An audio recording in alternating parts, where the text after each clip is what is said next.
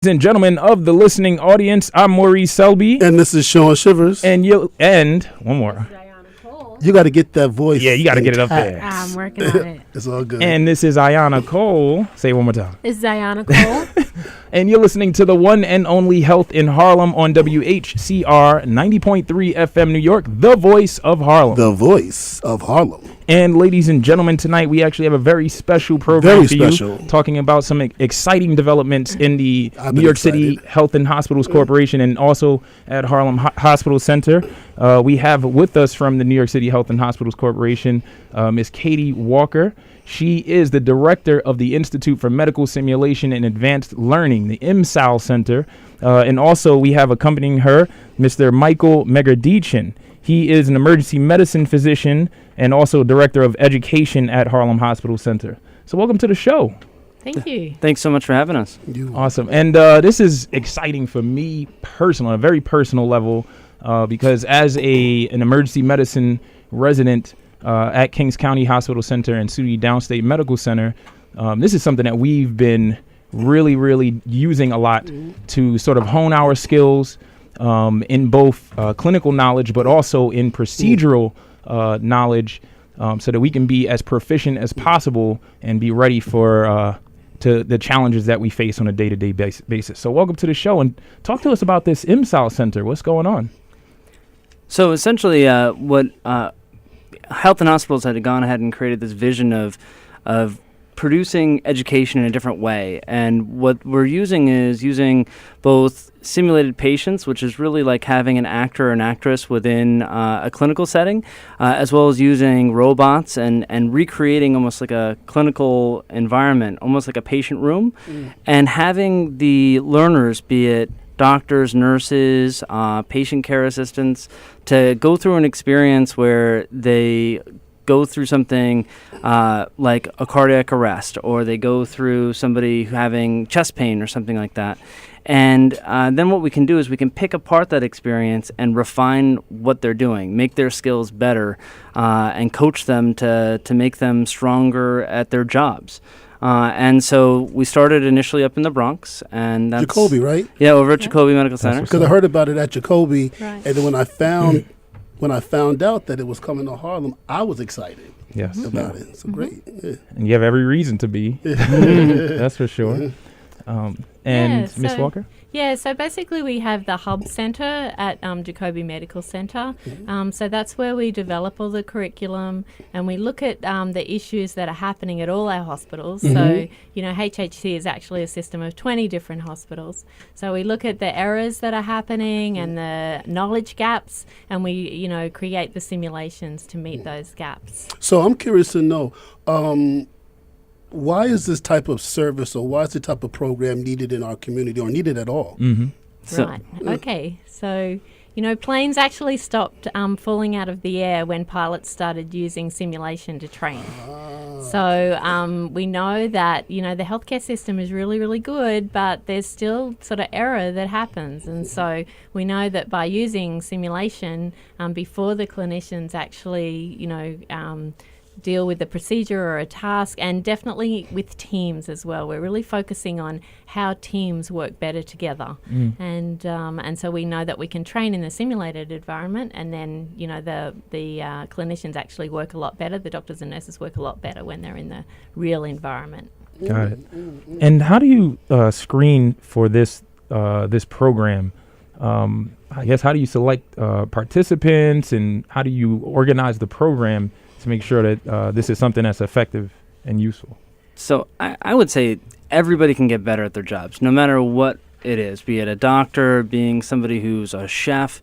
Anybody can get better at their jobs. And this is actually a program kind of designed to refine skills. And we really want to create great patient-centered care at Harlem. And as we're moving forward, there was a great vision by Maurice Wright as well as Katie Whcr to go ahead and identify a space where we could build a program and a center, which they're calling the Learning Center at Harlem Hospital. They've actually dedicated the entire fifth floor operating suite, which used to be ICU, I believe. No, the operating suite. So there's Oh, all these operating room. huge You're right. operating You're right, rooms that's 15. Okay, that are gotcha. vacant, and now we're actually in the stages of planning on building this space to help teach people to get better and better and better at what they do, really focusing on patient-centered care and ultimately, hopefully, delivering the best possible care that Harlem can get, and working constantly towards just expertise and excellence. Now, my thing is that, I mean, I don't know if you answered this earlier, but is there any reason why Harlem Hospital was chosen, or Harlem in general, or that population? Well, actually, the reason is because there was space identified. So, the operating suite moved to a new building, and I was in a meeting, and I knew that was happening, and where space is really difficult in New York You're right. City, and so it was like, okay, great, maybe we can use that space for simulation. So I emailed the medical director, Dr. Wright, and he was like, yeah, this is fantastic. He's really an advocate for training and excellence in care. So he said, yep, let's do it. That's awesome. Yeah. Can I just say one other thing? Sure. The other thing is, like, this learning center idea that Dr. Wright had thought of also includes going ahead and doing advanced life training, which is like doing things for learning how to do chest compressions for cardiac arrest. All providers need to know how to go through advanced cardiac life support. And then the other idea is that we also want to offer community education. And that's something, Harlem is incredible because it has so much pride in the community. And I feel like half of our mission is already achieved because they have strong value system and a drive to just make the community better. And so using that, I'm hoping what we can do is offer more education to the community, even using simulation to do that as well, and really go ahead and attack the problems of social issues before they become health issues. And so we could use these different techniques and educational techniques through Harlem's Learning Center and through simulation to achieve that. And it's really exciting. So I'm just curious to know, because you threw out there about chest compression, what is the most simplest procedure that can be assimilated? Is it just like I'm putting a Band-Aid on a cut, versus what is the most severe What are most simulation? advanced Yeah, simulation and correct. education? You could put a Band-Aid on a cut in a simulation situation. Absolutely, yeah. So you can really go from the very basic, simple procedures that the first year nurse needs to perform, such as washing a patient, or just even interacting. How to talk in a really nice way, so that the patients feel really welcomed and in their space. So I'm going to cut you off. So this is not necessarily surgical, doing an operation. It's actually how to interact with patients. You mentioned how to bathe patients, basically how to complete basic tasks in a hospital environment. Absolutely. Oh, okay, I didn't know that. But Yeah. it can get to the extent of going and getting surgical. There are machines that we offer now that you can do laparoscopic surgery, which is surgery that's done by robotic arms. And you can actually perform those surgeries without actually harming the patient. That's the beauty of simulation. You can practice, make mistakes over and over and over again. Troubleshoot. And troubleshoot and learn all those things before you even touch a patient. So in essence, we're really trying to avoid those mistakes by our junior doctors and even some of our experts, because once again, we can always get better at what we do. Gotcha. And this is all evidence-based, correct? So we're talking about, this is not just going in and sort of playing with toys or just having fun, but this is all research-based and a lot of science going into this. Yeah, it's really steeped in the literature. Like the body of literature is just growing and growing. And we know that through, more and more experiments, I guess, and using sim labs, that, definitely there's much more improvement. And the improvement is much quicker in skills. Skills, are gained much more quickly by using simulation. And how much buy-in is there to this? Because one thing I think sometimes people might view it as silly, as you're going in to do this and taking away from time from other things that could be done or accomplished. So how much buy-in from staff and even community members is there?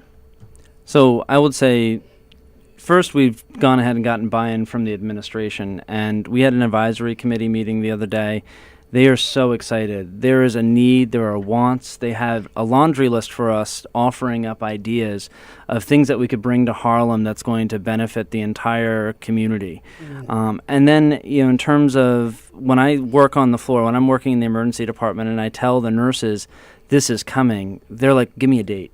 I'm ready to go. Let's rock. I want to know now. I want to do it now. So there's definitely huge amounts of buy-in, and part of the reason why I think it's great that we're on the radio. The next step is to look at the community and say, well, what are the community's needs, and then thinking about it from an educational perspective. How can we use simulation education to meet those needs of the community? Yeah. And that might be that is definitely going to be one of the next steps, and involving the community as we think about designing the space.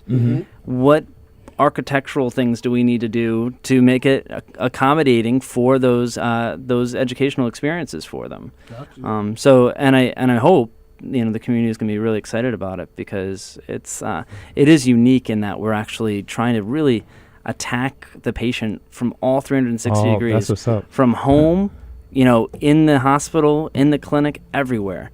So we're trying to start health, and attack health from all different angles. That's what's up. And you had something to add? Yeah, I do. Mm-hmm. What would you say is the biggest misconception about simulation education? You want to go for that one? Sure. So I guess as there's a lot of people that are really interested in it and think it's good, there are definitely people who don't. And so until they actually get thrown into a simulation, get told they have to go and do it, they might not think that it's real. So a lot of misconception is around how real it really is and how that translates to the clinic or the unit environment. So it's only through actually experiencing simulation that sort of fear or the unbelief. Because I'll be true, the first time I've seen any type of assimilation was on Star Trek. Star Trek: The Next Generation, and they were in a room, and you actually thought a surgery was going on, and the person died, and then it went to like a blank room, and you realize, oh, that was a simulation. Right. So, I don't know if you can answer this question, but because I've never done it before, and I would like to do it at some point. How real is it? Could it be that real? We're going to come back with that, actually, because I can testify to how real it is. It's already 7:15. For real. That's the excitement of this program. Ladies and gentlemen, you're listening to Health in Harlem on WHCR 90.3 FM New York. We will be right back. We're going to take a quick break. You can call us at 212-650-6903. That is 212-650-6903 if you have any questions, comments, or concerns about tonight's show. You're listening to Health in Harlem. Stay with us. WHCR 90.3 FM New York. This is the sound of E. coli splashing around in raw hamburger juice on your cutting board. And it looks like Mom just put the tomatoes and onions on there too. Don't let E. coli mosh with your food. An estimated 3,000 Americans die from a foodborne illness each year. So always separate raw meat from vegetables on 2 cutting boards. Keep your family safe at foodsafety.gov. Brought to you by the USDA, HHS, and the Ad Council. More people in the United States die from diseases caused by cigarette smoking more than by abusing prescription painkillers, illegal drugs, and alcohol. According to the Center for Disease Control, 480,000 people died from diseases brought on by cigarette smoking in 2003, while only 56,000 people died from alcoholism, prescription painkillers, cocaine, and heroin abuse in the same year. Cigarette smoking can lead to diseases like lung cancer, emphysema, and COPD, chronic obstructive pulmonary disease. If you want to live longer, healthier life, stop smoking. Here are a few tips you can follow to help yourself or others stop smoking. Number 1, educate yourself or others on the harmful effects of cigarettes. Number 2, replace cigarettes with electric vaporizer cigarettes or nicotine patches that are low in nicotine and tobacco. And number 3, join a Stop Smoking support group. To get more information and help on a smoking cessation program, call the Family Health Center of Harlem at 212-423-4500 and ask about the smoking cessation program. Today, you hit the snooze bar. You checked your email. You checked your fantasy football team. You rejected an insulting trade offer. You ate your lunch. You did all the things that one normally does the day before a 175-mile-per-hour hurricane blows through your city, leaving it in a state of ruin. You never know when the day before is the day before. Prepare for tomorrow at ready.gov/today. Brought to you by FEMA and the Ad Council. WHCR 90.3 FM, New York.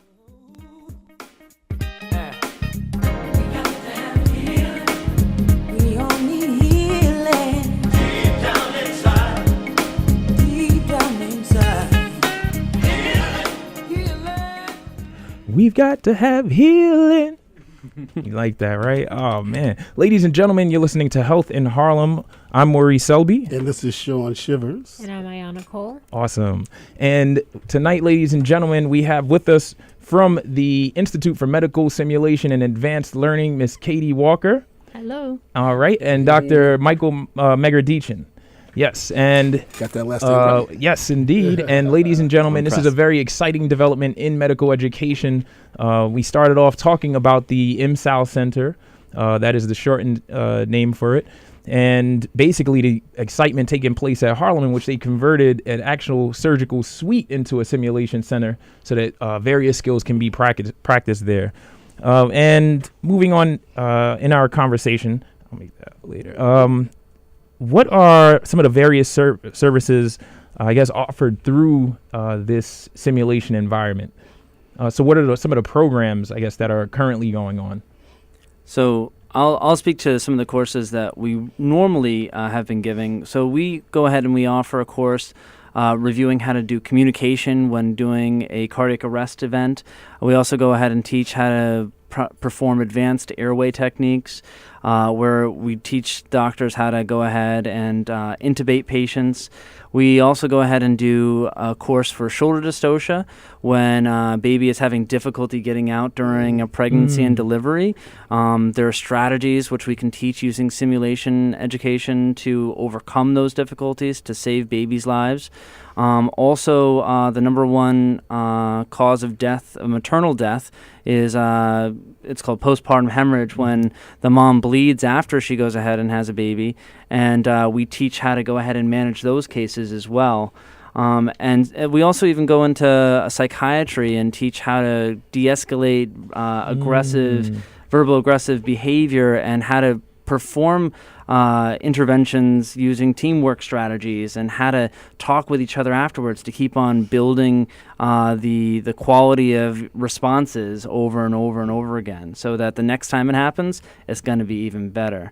And we also have a very big In Situ program, which I'll let Katie elaborate on what In Situ is and what that means. Can I ask a quick question, though, before you mention about that program? Sure. Can you explain in a couple of words? Okay, I'm in this assimilation room, and let's just say you talked about, what was the one about the baby in the shoulder? What was that called? Shoulder dystocia. Shoulder dystocia. So I'm a student in the room. What happens? Can you explain that in a couple of words? So you as a student in the room will be with other nurses and other healthcare providers. Mm-hmm. The simulator, which is a woman named Noelle, actually. Not Siri. Not Siri, yeah. We'll be going ahead and actually delivering a baby. And it's a robot, and the baby is actually being delivered, and the baby stops coming out of the mom. And then essentially an emergency is called, and collectively the group, the student being involved, would have to go ahead and take care of the mother and take care of the baby by doing certain maneuvers to help deliver that baby. And so normally what we do is we teach the group beforehand what's appropriate strategies to go ahead and deliver the baby. And so now what we're doing is we're kind of pulling it all together using the simulation to do what's called experiential learning. And so when you go through the process, ultimately our hope is that after you're done, we debrief you and you talk about what went well, what didn't go so well, what could we have done better, and it really comes from the students. So it's not the teacher saying, you should have done this, you should have done that. Gotcha. It's the teacher asking, well, what did you think about it? I saw you do something here. Why did you do that? And what do you think about next time? How would you change your approach? So what was taking place prior to the simulation? Was it just conversation, dummies, like prior to this? Dr. Megadichin just mentioned it was basically lectures. You would get lectured about these situations, lectured on how to talk to and interact with people. Or And actually, that hoping was the something student comprehended it the way. praying that that we understood and then we rely on the experience that a resident would have. And so it could be your first day, and you could have this shoulder dystocia thing happen, and you would have no experience in it whatsoever. And you're hoping that the right mix of people are there to make sure that you have a positive outcome. Yes, indeed.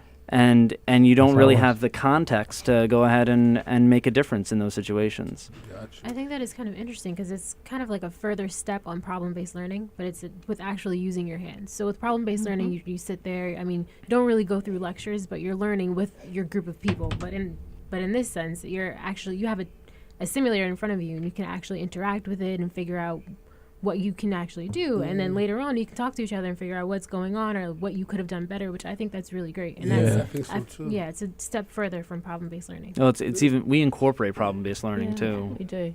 And the great thing is that the instructor is in the control room. So there's a That's right. simulation room and there's a control room. Wow. And the teacher is actually watching it while it's taking place. And they're speaking to, it's called a confederate, so one of their co-lecturers through the headsets who's acting as a nurse or a doctor, and they can actually make it more difficult or more simple Yes. depending on how the scenario is going. So they can throw something in to make it more difficult if they think, it's too easy for the learners. So they can really, sort of titrate it to the learning. It's so that- dynamic for yeah, sure. So I'm yeah. curious to know, do you have any statistics as far as the success rate of physicians or nurses that use this assimilation tool compared to, let's say, about 10 years ago?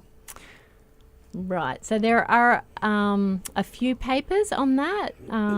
But so the thing that we know is that healthcare professionals really enjoy this type of learning. So we know that.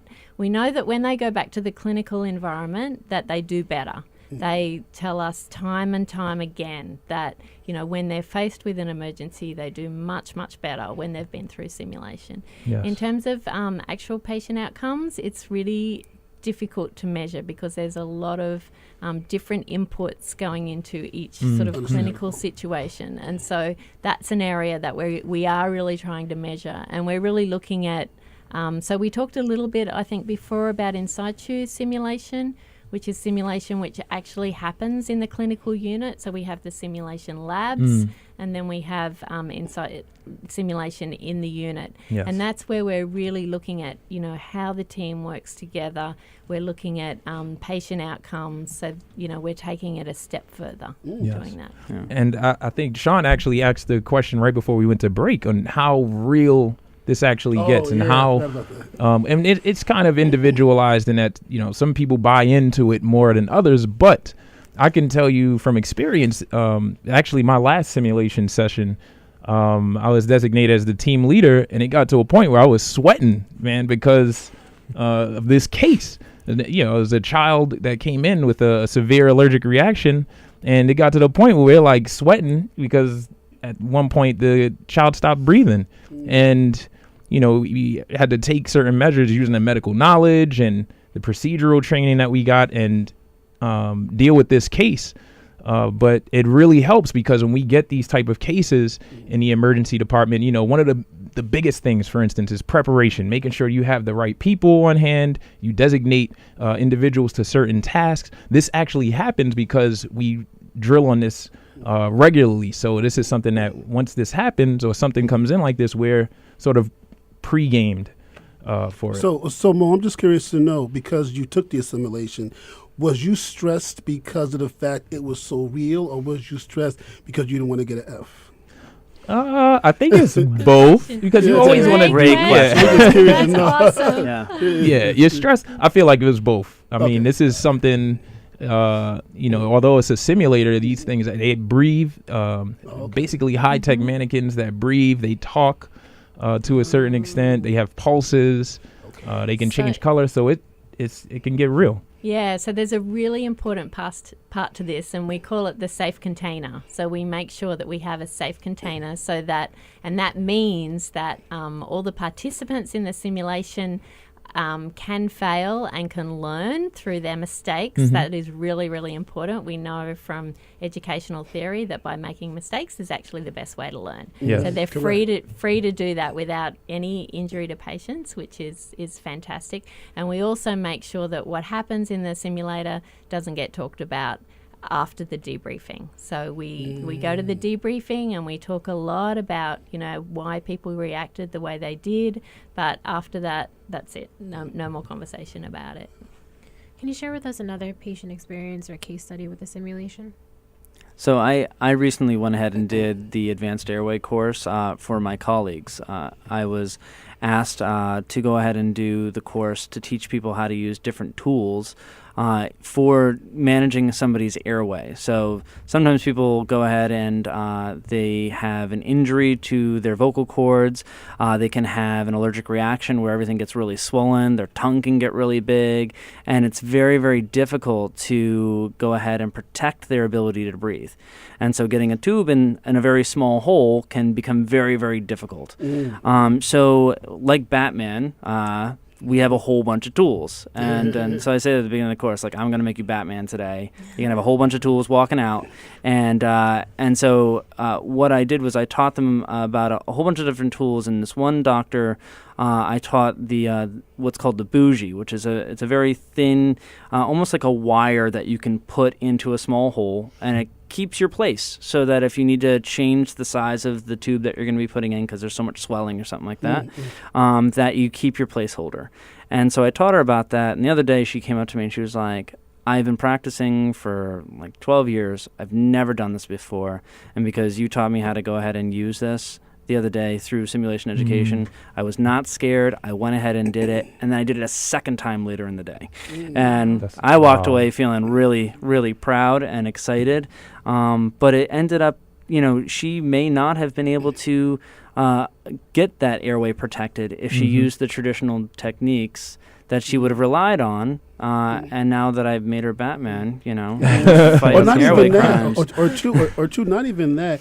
If it was her first time doing it, I know that she would have been stressed out. I would have been stressed out, but because of the fact she had that experience, it wasn't so bad. That's Yeah, it's all about practice. Correct. All about practice. Yes, I indeed. feel like it made her a little bit more confident in her abilities. Also. Definitely.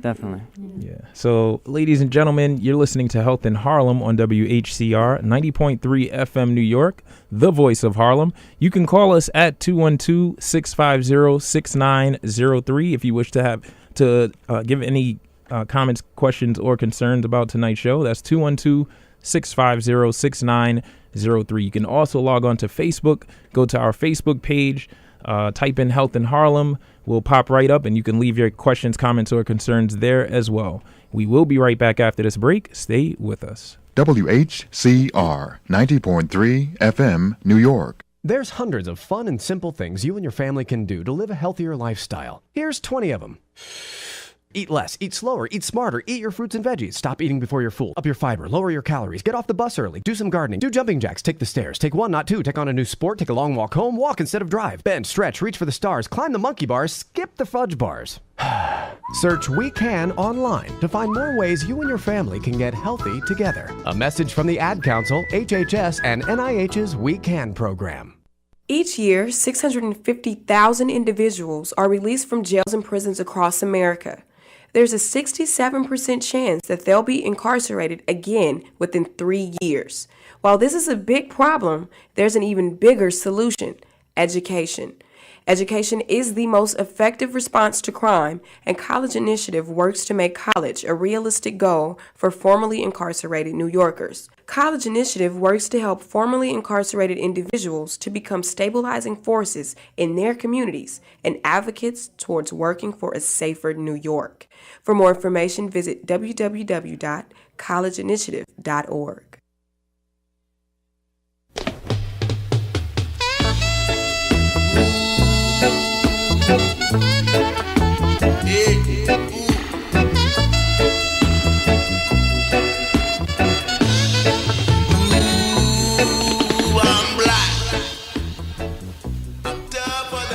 Hi, I'm Vinny B of the Vinny B Showcase. Tune in every Thursday from 8 to 12 midnight for some solid cultural roots music and some sweet lovers rock. Also, informative interviews and giveaways. Right here on the Vinny B Showcase every Thursday, 8 through 12 midnight on Whcr 90.3 FM. Peace.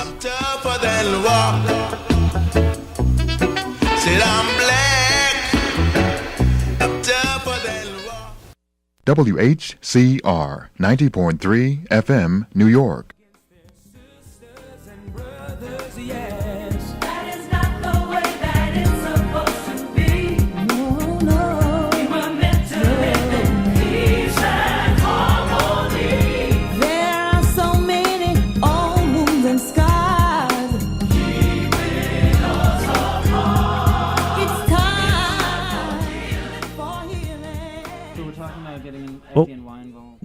Hello, ladies and gentlemen. You're listening to Health in Harlem on WHCR 90.3 FM New York. I'm Maurice Selby. And this is Sean Shivers, Director of Food and Nutrition Services at Harlem Hospital Center.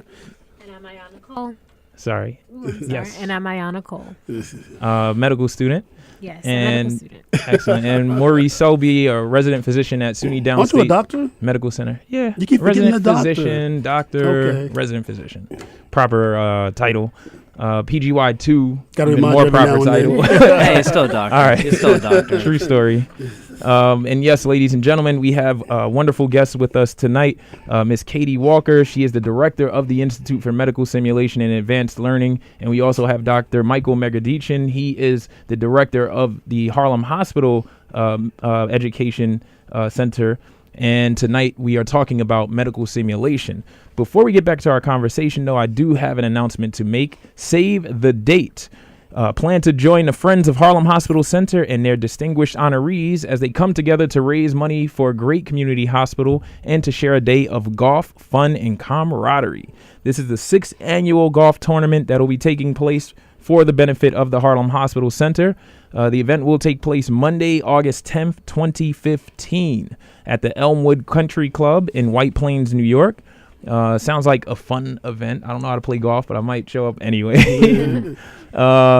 You can contact 212-939-1237 for more information about this, or you can call 212-283-4423. Once again, this is the 6th annual golf tournament sponsored by the Friends of Harlem Hospital Center, and all proceeds will go to the Harlem Hospital Center and probably even our simulation programs taking place there. So this is something that let's get you guys involved out there. Once again, the Elmwood Country Club, August 10th, 2015, 212-939-1237, or you can call 212-283-4423. All righty. And moving on in our conversation, so we talked about a lot of things leading up to this, and one of the things that we mentioned was getting the community involved. And I feel like as New Yorkers, we get a bad rep, probably like worldwide, but when it comes down to helping people or helping somebody in need, I've seen New Yorkers stop and help people out on a train, on a street. So this is something I imagine is tremendous buy-in from the community. What sort of community programs or training are you guys looking to do with these simulation centers? So one thing that we've started discussing is even staging a mass casualty event for the community. And knowing how to respond to a mass casualty event is really, really important because it affects such a large number of people. We're hoping to get FDNY involved with that, and maybe going ahead and getting other state organizations involved with that, and to have a mass casualty using simulators, simulated patients involved, and figure out how Harlem Hospital and the community can respond to a mass casualty disaster event, which is a strong way to go ahead and also think about the process of managing it and troubleshoot and figure out when it does really happen, what do we need to shore up? How can we make this better so that we won't have those problems on the day that hopefully it will never come, but if it does come, that we're going to be the best prepared that we possibly can be. I'm just curious to know, there was a movie that came out probably like about 10 years ago. It was called Pearl Harbor. And it just popped up in my head when you mentioned about simulation of mass casualties. And I remember I forgot her name, the actress, she was there. And she was a nurse, and there had to be about 100 soldiers dying around her, and she was just grabbing gauze, and she was stressing out. Does the assimilation do anything like that for a resident? I think it's interesting. We've done train the trainer programs, and I actually got to be a simulated patient one time in demonstrating how a simulated patient or a standardized patient can be used to create a real experience. And they went ahead and they painted my face. They made me look really, really sick. My eyes looked sunken, and I looked like I was on the verge of collapsing and dying. The amount of engagement that the learners had, they tried to actually bag me, meaning put a mask on my face and blow air into my mouth.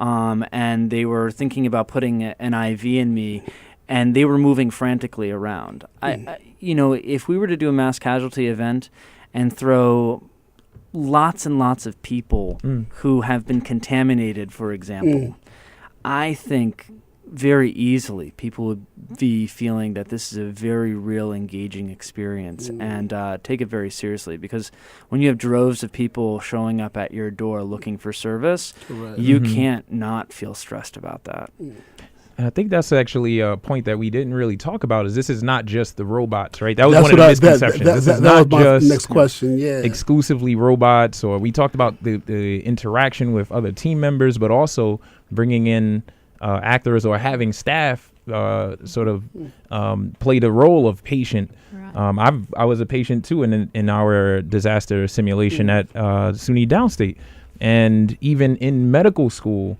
So this is something that's taking place all across medical education at every level, pretty much, from medical school through residency training, and even in continuing medical education, in which there's these simulation modules that can be done, but also in using actors. And this is something that we learn even our clinical skills in medical school.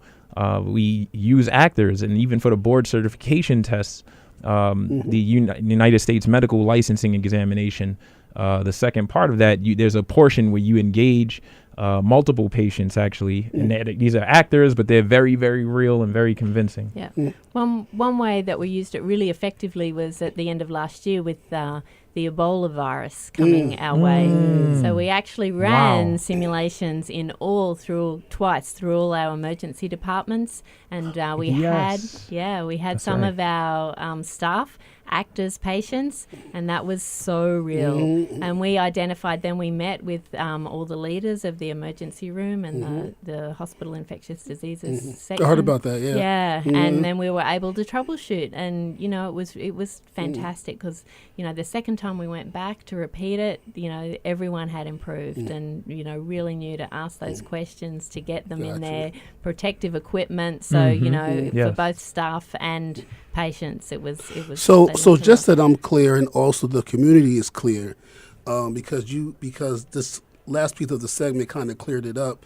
So this assimilation program, the assimilation can be actors, the assimilation can be dummies and robots, and the assimilation can also be computer generated. Correct. Is there any other type of assimilation that I'm missing, or?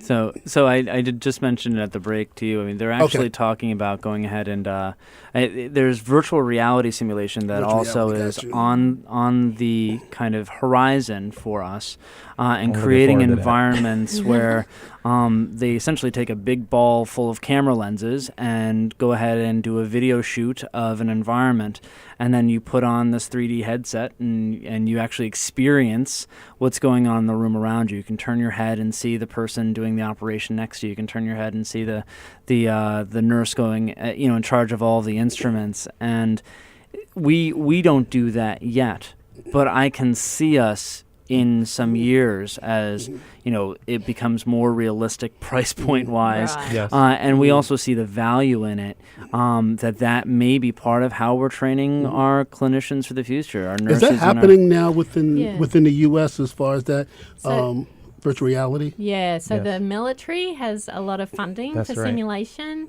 and in DC they've got a great centre where they use the WAVE, which is the Wide Area Virtual Environment. So, and they use that for a lot of military training. So that's something that, we're really looking at. And exactly as Michael says, when it gets a little cheaper and, more accessible, then health can sort of move into it. Will it really get cheaper? You know what? You actually, because Sean actually asked about the statistics behind all of this, and I can't give you any numbers, right, clear-cut numbers right now, but as far as the evidence as to this actually working, right, we've said that providers have done better the second go round or every time that they encounter these situations, but also this is evidenced in the aviation industry. Pilots in the aviation industry have been using simulation for years. Sully Sullenberger, I think it was the gentleman that landed the aircraft in the West in the Hudson River. This was a simulation that he had sort of recalled, and this is why he was able to do that. So this is something that is not new. I mean, we've been doing it more in, I guess, in the medical field lately, but this is something that is clearly evidenced in terms of it improving our responses to these emergencies. If you think about it, job experience, outside of education, as far as job experience, if you've been a doctor or a surgeon for 20 years, you have some very deep skills. I believe that with this new assimilation process, you don't need to have 20 years experience to become on point with your craft. Give it about a year or two. That's my thought process. So there's this guy named Anders Ericsson who is really big into studying expertise, and he discusses what's called deliberate practice and the amount of time it should take somebody to become a quote-unquote expert, right? We never actually achieve expertise. We get very close to it with continued practice, but there's always something to get better at. But he actually says that with deliberate practice, meaning refined coaching on your skill, you can shorten the amount of time it takes you to actually achieve it. They used to say 10 years, right? It was 10 years. And now they're saying that with deliberate practice and focused coaching on where you're making mistakes, then you can go ahead and become, I believe that too. Much better, much faster. I mean, Michael Jordan didn't just walk out and become an amazing athlete. It took lots of deliberate practice. And ironically, his coach probably couldn't beat him in the game, but he was monitoring him very well to make sure that he could fix the parts of his game that had holes. Correct. So, and that's what simulation is about. And that's, and I'm excited that Harlem is really dedicated to this too. I mean, we've even got a fellowship that is starting this year through Harlem, through the emergency department. We have a fellow coming on. He's going to be dedicating half his time to simulation and getting this program really rolling. And we also, I thank Katie because she's been a big part of it as well, and the Raj Verma and Ed Chu in the emergency department to help that rolling. So, and we're really looking to coach and make refined, practitioners. Gotcha. So I'm excited. Yeah, I'm very excited. Ladies and gentlemen, you're listening to Health in Harlem on WHCR 90.3 FM New York. We are going to take our last break for the evening. Therefore, it's your last chance to call in with any questions, comments, or concerns. You can call 212-650-6903. That's 212-650-6903. We will be right back after this break. Stay with us. WHCR 90.3 FM, New York.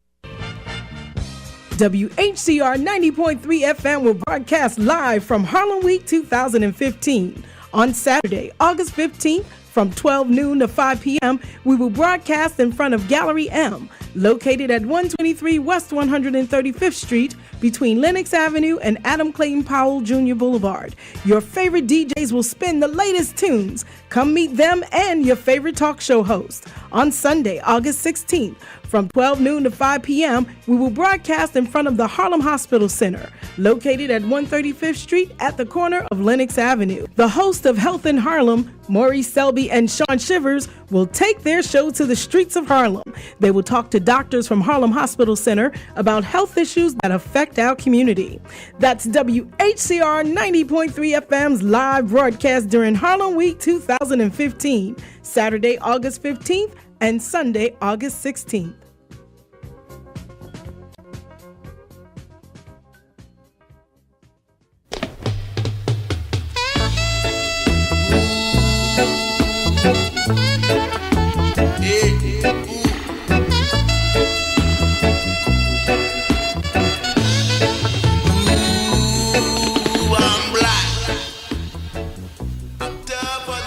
Hi, I'm Vinny B of the Vinny B Showcase. Tune in every Thursday from 8 to 12 midnight for some solid cultural roots music and some sweet lovers rock. Also, informative interviews and giveaways. Right here on the Vinny B Showcase every Thursday, 8 through 12 midnight on WHCR 90.3 FM. Peace.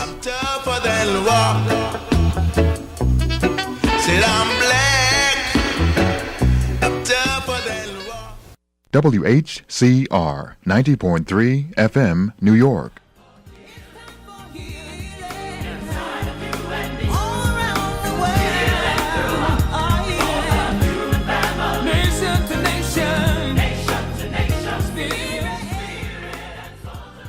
Welcome back to the one and only Health in Harlem, ladies and gentlemen. I am Maurice Selby, an emergency medicine resident at SUNY Downstate and Kings County Hospital Centers. I am Sean Shivers, the foodie. The foodie, your character. And I'm Ayana Cole, a fourth-year student at the Sophie Davis School of Biomedical Education. That is what's up. That's what's up. And ladies and gentlemen, we have with us tonight Miss Katie Walker. She is the director, the experts in the house, Yes, correct? We have Miss Katie Walker. She's the director of the Institute for Medical Simulation and Advanced Learning. And we also have Dr. Michael Megradichin. He is an emergency medicine physician and also director of the Simulation Education Program at Harlem Hospital Center. And that's what we're talking about tonight, medical simulation. Very quickly, before we get back to our conversation, I want to once again mention the Harlem Hospital Center's Farmers Market. Still going down. Still going out strong. to November. Every Friday, ladies and gentlemen, from 8 a.m. to 7 p.m. On Lenox Avenue between 135th Street and 137th Street. The Farmers Market, the Harlem Hospital Center's Farmers Market is still there, bringing to you fresh fruits and vegetables from local farmers. We're talking about as organic as you can get, I guess we can say. So take advantage. During this time, parking is not permitted. That's one thing we want to get out there. But they'll have everything there available for you, ladies and gentlemen, and they accept everything from WIC FMMP coupons, senior FMMP coupons, Health Bucks, SNAP EBT, debit and credit cards, and of course cash. I'm about to say, yeah, they you always said the cash less. I'm like, do they take cash? So whatever you need is there, and they can you can pay for it in various ways. So definitely take advantage of that. Please do. So back to our conversation. Where are we exactly, Dr. Megradichin, in terms of the Harlem Hospital Center simulation program? So we've already gone ahead and started offering some courses, how to place what's called a central line, which is a big vein into patients, to put a big needle into a big vein in patients using ultrasound, how to do advanced airway techniques, and what we're also working on is changing the space. We're working with, the HHC fund to get architectural renderings of the space so that people can recognize the vision and where we're going. We're actively recruiting to try to get funding and we're moving forward, and essentially we're going to eventually hopefully get a simulator to start doing that in situ, doing real clinical experiences in the next couple of months. And I think it's going to really change the culture on how we're going ahead and approaching healthcare, and thinking about our space, thinking about how we're providing patient-centered care. And I'm excited because it really is. We're at the threshold and we're stepping over it right now. And it's going to take a couple years. But that being said, every little step that we make, we're going to offer more and more and more. And that's where innovation and creativity lends itself. And we have motivated, awesome people working on it. And I'm really excited about it. Yeah, so I'm just thinking right now, because of the Affirmative Care Act, psych patients, you get more of a reimbursement back from the government as far as how well you take care of those individuals. So, and you could have mentioned this before, I'm not too sure, but is there a simulation as far as how to deal with a psychotic patient when they call a Dr. Strong on the floors, how to deal with an erratic patient? I'm assuming that there's simulations like that as well? Yeah, there definitely are. So we have de-escalation of verbal aggressive behaviours. And Michael has actually taught that at Harlem several times. So we're delivering that course, and we're also delivering courses in the ambulatory setting. So we're really looking at the patient experience and how we can provide that best care for our patients. And the only way we can do that is through, rehearsing in that ambulatory care setting as well. I just want to real quick say thank you, because my thought process of the assimilation before I came on here was Star Trek. Right. And you kind of open, I'll be honest with you, and if I thought like that, especially having a healthcare background, I could just imagine what the community was thinking. So you kind of opened up a lot of doors as far as assimilation. I thank you for that. Yeah. Well, thank you for having us. Yeah, thank you. It's been a real honor to have the opportunity to talk to you guys and to the community. Yeah, that's what's up. What is the most important thing as we begin to sort of recap and wrap up? What is the most important thing that the community should know about the Medical Simulation Center and IMSAL? Right. I think practice makes perfect. And, we really do want to provide that, perfect care for all of our patients. And I think the only way that we can do that is through rehearsal and practice. And, I've been involved in medical simulation since 2002, and I've seen it grow globally from just a few thought leaders to it really being very mainstream in all sort of medical education and nursing education. And so, we know that it works, and, we just want to see it grow more and more. And I guess, more funding being put towards it so that we can actually deliver the programs that we need to make care safe for our patients. And I would say for the community, Harlem is dedicated to this, and that's what's up. It's great. They're forward thinking, and they're really dedicated to offering the best patient-centered care possible, and this is a really great road to get there. And I think that they've definitely shown that by creating the fellowship, by hiring me, by working on making offices for Katie and me, to offering up a space, and it is a huge amount of space for education. They are committed to doing the best they can for the community and offering the best care for Harlem. That's what's up. I just want to say that this is too the New York City Health and Hospitals Corporation. I mean, I think it's very progressive in having this center in all of the institutions, right? So not just Harlem Hospital Center, even though you guys have a banging program, I would say, in my own words, but this is something that's taking place at Kings County Hospital Center. We do it every week. Our residents and even other specialties throughout the hospital, other residency programs take part in these simulations. But this is something that's happening system-wide. Right. And I think it's kind of unique to New York City in that the entire hospital system is geared. But one thing I will say, by working at Harlem Hospital for almost 9 years, is that I've never, going from Dr. Palmer down to Ms. Suarez, when it comes to innovation and education and learning and the benefit of the community, I've never seen something turned down. Right. They're very much about making things better for the staff, making things better for the community, and just all around. I've never actually seen something necessarily turned down that wouldn't benefit us. True story. Just really quick, how can community members get involved, or where can they go to get more information about partaking in these exercises and learning more about MSAL and the Harlem Hospital Medical Simulation Center? So I think what we need to actually do is we need to get a community member involved with the advisory board and have somebody be an advocate for what the community truly needs. And so maybe even having a community advisory board and a representative to actually go ahead and sit on the Harlem Hospital Advisory Board for simulation, so that we can really hit home on some of the things that they may need, be it doing training for chest compressions and stuff like that, and how to deal with patients who collapse in public. And there's a lot of opportunities where we can offer a great community education.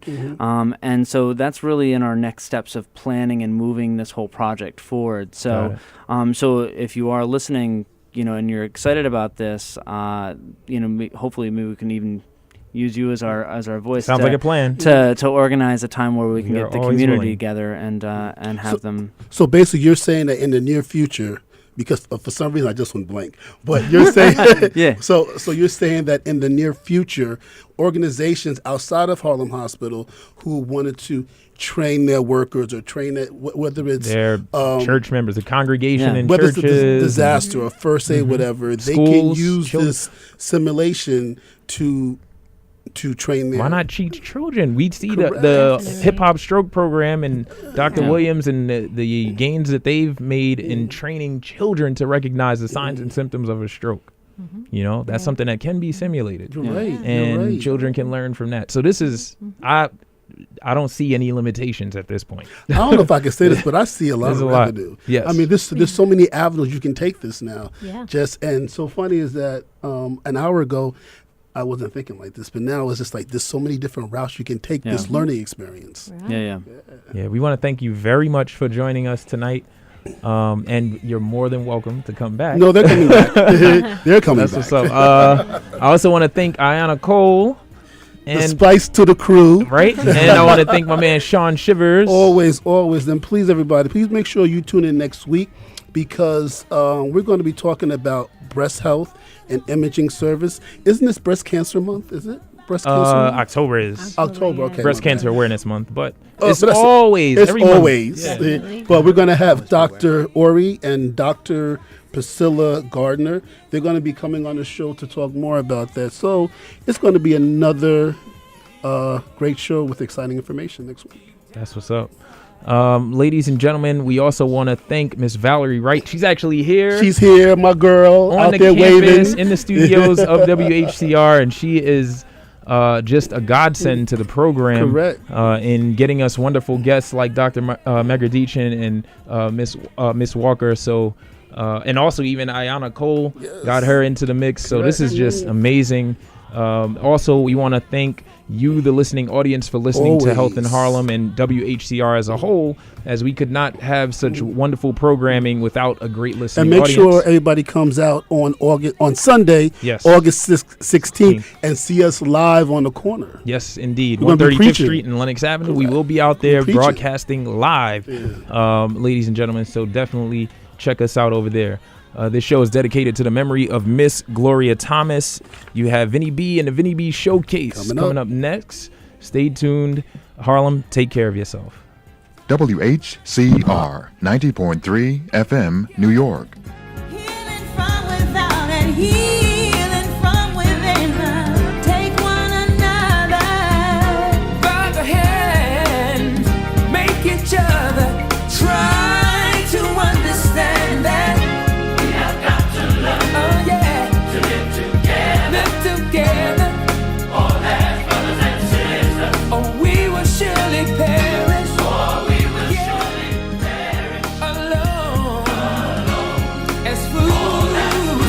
Yeah.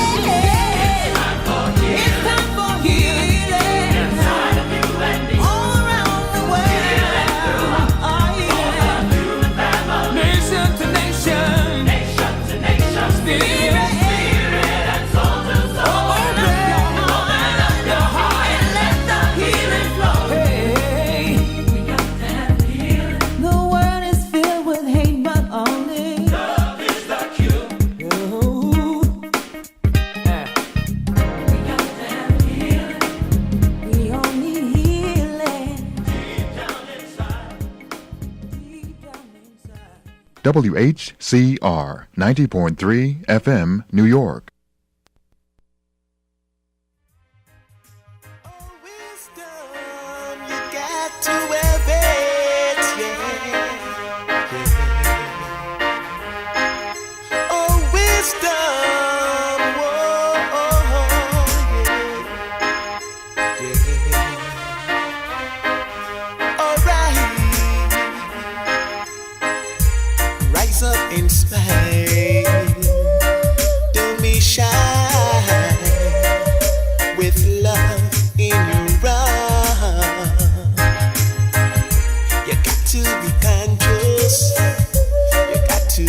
Righteous, can't you see the sign of the time we're living in?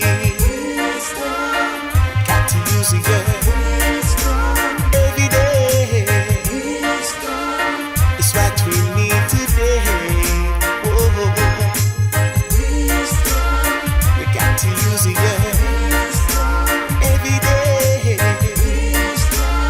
It's what we need today. Wisdom and knowledge will guide you through. Don't you be the devil tool. No, you can't guide a people without a vision. You shall surely go astray.